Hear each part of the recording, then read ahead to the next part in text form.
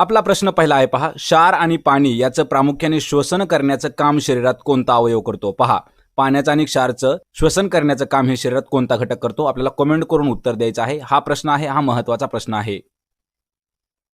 याचं योग्य उत्तर आहे पहा पर्याय क्रमांक 3, मोठे आतड्यांचं काम आहे काय? क्षार आणि पाणी यांचं श्वसन करणं. पर्याय क्रमांक 3 अचूक उत्तर आहे. प्रश्न क्रमांक 2 आहे, जेट विमानाच्या उड्डाणाला न्यूटनचा गतिविषयक डॅश नियम लागू होतो. म्हणजे आपल्याला प्रश्न असा आहे, पहा, जे जेट विमान आहे याची जी उड्डाण आहे त्याला न्यूटनचा गतिविषयकचा कितवा नियम म्हणजे कोणता नियम हा लागू होत आहे? याचं योग्य उत्तर आहे पहा पर्याय क्रमांक 3, तिसरा नियम हा लागू होत आहे. कशाला? जेट विमानाच्या उड्डाणाला न्यूटनचा तिसरा गतिविषयक नियम. पर्याय क्रमांक 3. प्रश्न क्रमांक 3 आहे, भगतसिंग, राजगुरू व सुखदेव या थोर क्रांतिकारांना कोणत्या वर्षी फाशी देण्यात आलेली आहे? मित्रांनो, हा जो प्रश्न आहे पहा, हा प्रश्न इम्पॉर्टंट प्रश्न आहे. या प्रश्न असा आहे पहा, भगतसिंग, राजगुरू आणि सुखदेव या थोर क्रांतिकारकांना कोणत्या वर्षी फाशीची शिक्षा झालेली आहे? आपल्याला कमेंट करून उत्तर द्यायचं आहे. इम्पॉर्टंट प्रश्न आहे. याचं उत्तर आहे पहा पर्याय क्रमांक 1, 1931 साली या तिघांना म्हणजे 3 क्रांतिकारकांना भगतसिंग, राजगुरू आणि सुखदेव यांना फाशी देण्यात आलेली आहे 1931 साली. पर्याय क्रमांक 1 योग्य उत्तर आहे.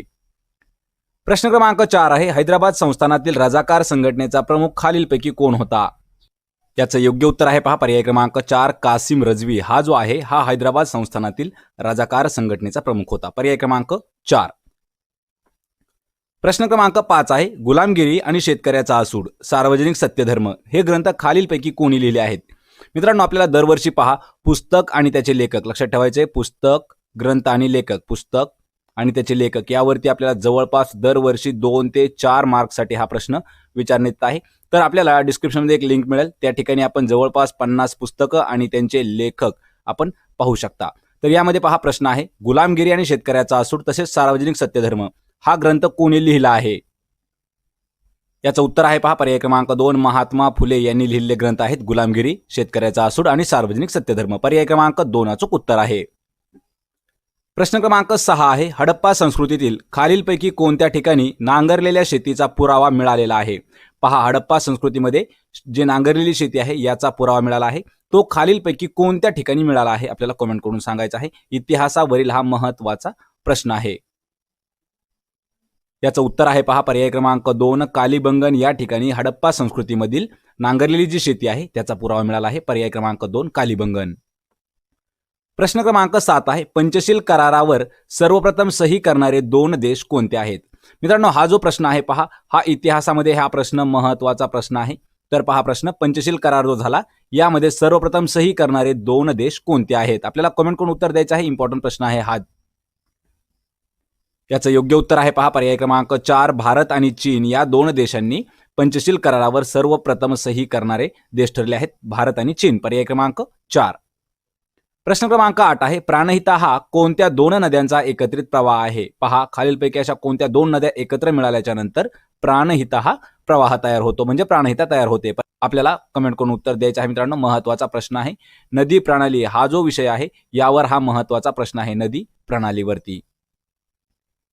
याचं उत्तर आहे पहा पर्याय क्रमांक 1, वर्धा आणि वैनगंगा या 2 नद्यांचा एकत्रित प्रवाह म्हणजे प्राणहिता आहे. पर्याय क्रमांक 1 योग्य उत्तर आहे. प्रश्न क्रमांक 9 आहे, भारतातील सर्वात उंच शिखर खालीलपैकी कोणतं आहे? भारतातील सर्वोच्च शिखर आपल्याला सांगायचं आहे. कमेंट करून उत्तर द्यायचं आहे. मित्रांनो, हा जो प्रश्न आहे हा इम्पॉर्टंट प्रश्न आहे. याचं योग्य उत्तर आहे पहा पर्याय क्रमांक 2, K2 हे जे आहे हे भारतातील सर्वोच्च शिखर आहे. लक्षात ठेवायचे, जगातील जे सर्वोच्च शिखर उंच आहे, जगातील सर्वात उंच शिखर हे जे आहे हे माउंट एव्हरेस्ट आहे आणि भारतातील सर्वोच्च शिखर जे आहे ते आहे K2. पर्याय क्रमांक 2. प्रश्न क्रमांक 10 आहे, भारतात रब्बी हंगामात सर्वात जास्त क्षेत्र खालीलपैकी कोणत्या पिकाखाली असते? पहा, भारतामध्ये रब्बी हंगाम जो आहे त्यामध्ये सर्वात जास्त जे क्षेत्र आहे ते कोणत्या पिकाखाली येतं? आपल्याला कमेंट करून उत्तर द्यायचं आहे. इम्पॉर्टंट प्रश्न आहे शेतीविषयी. याचं योग्य उत्तर आहे पहा पर्याय क्रमांक 4, गहू या पिकाखाली भारतात रब्बी हंगामात सर्वात जास्त क्षेत्र असतं गव्हामध्ये. पर्याय क्रमांक 4. प्रश्न क्रमांक 11 आहे, सौरशक्ती आणि ऊर्जा शक्ती या संदर्भात अग्रेसर असलेले महाराष्ट्रातील ठिकाण कोणते आहे? मित्रांनो, हा प्रश्न आहे पहा इम्पॉर्टंट आणि हा जो प्रश्न आहे हा आपल्याला भूगोलावरती हा प्रश्न विचारला येतो. पहा, सौरशक्ती आणि ऊर्जा शक्ती या संदर्भात सर्वात अग्रेसर असलेलं महाराष्ट्रातील जिल्हा किंवा ठिकाण कोणतं आहे? आपल्याला कमेंट करून उत्तर द्यायचं आहे. इम्पॉर्टंट प्रश्न आहे.